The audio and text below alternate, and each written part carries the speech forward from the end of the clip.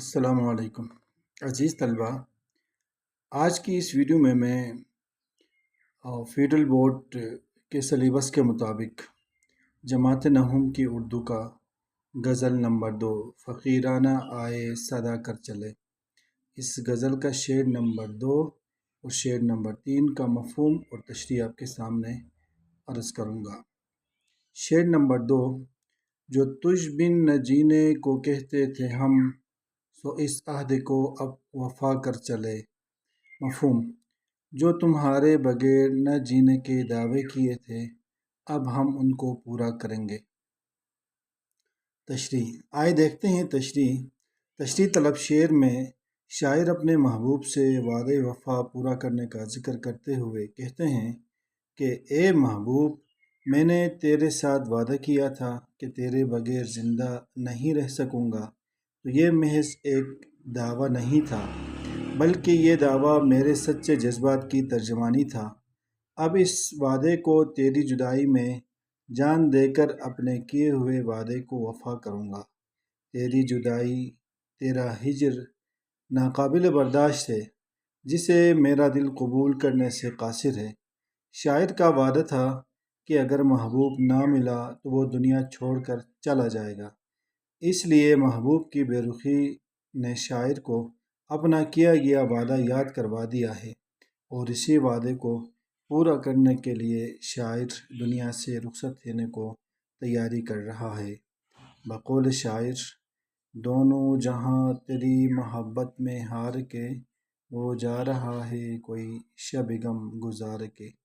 شعر نمبر 3: شفا اپنی تقدیر ہی میں نہ تھی کہ مقدور تک تو دوا کر چلے۔ شعر نمبر 3 کا مفہوم کچھ یوں ہے: میرے پاس اختیار نہ تھا، ورنہ جہاں تک ممکن ہوتا میں درد بانٹتا۔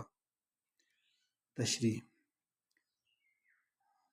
طلب شعر میں شاعر میر تقی میر، شاعر آہ و غم، شعر میں عشق کو لاعلاج مرض جانتے ہوئے کہتے ہیں کہ بیماری عشق میں جو مبتلا ہو جائے اس کا علاج ناممکن ہے، اور میں سیاہ نصیب انسان اس مرض میں مبتلا ہوں، اور اس بیماری سے صحتیابی بھی ممکن نہیں ہے، کیونکہ میں نے اپنی حیثیت اور استطاعت کے مطابق علاج کی کوشش کی ہے، لیکن کوئی فائدہ نہیں۔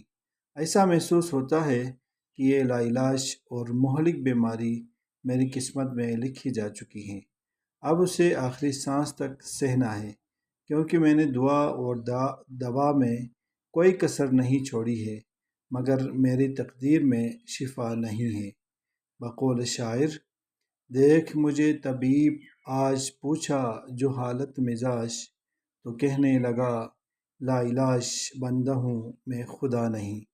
شاعر کہتے ہیں کہ اے محبوب، میری قسمت میں تیری محبت نہ تھی، تجھے پانے کے لیے میں نے لاکھ جتن کیے، تجھے راضی رکھنے کے لیے ہر ممکن کوشش کی، لیکن ناکام رہا۔ جس طرح ایک مریض بیماری سے بچنے کے لیے علاج معالجے کی حتی المقدور کوشش کرتا ہے، اگر مقدر میں شفا لکھی ہو تو صحتیاب ہوتا ہے، مقدر میں نہ ہو تو نہیں۔ میں نے بھی بیماری سے شفا پانے کی بھرپور کوشش کی، لیکن میرے نصیب کھوٹے نکلے۔